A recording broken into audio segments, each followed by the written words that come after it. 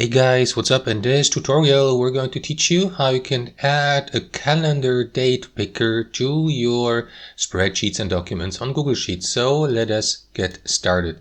So navigate to your spreadsheet on Google Sheets, and in 2026 it works the following way, guys. Simply click into the cell where you'd like to add the calendar view to. So let me go with that cell here, E7. And what you want to do next, guys, is click into data here at the top, select data validation from the drop-down menu, and here to the right in that panel, simply select your range by clicking into add rule, and after that you will see that range here, which is usually the cell selected. So you can of course customize this and select another range by clicking into this box here to the right and select another range, but I will leave it at sheet E7 or cell E7. Click into OK, and here, guys, under criteria, simply select is valid date from the drop-down menu.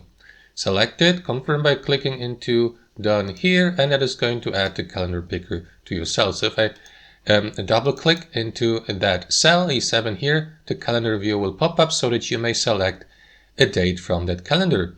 Usually you will see the current day with that circle here, which is today, December 15. So you can select any of these. Let me go with Christmas, for example, and there you go. Now the date has been applied, and you can close that panel here to the left, or add more rules if you like more calendar views to other cells, or remove the given calendar view by clicking into that trash icon here, guys. And that's it.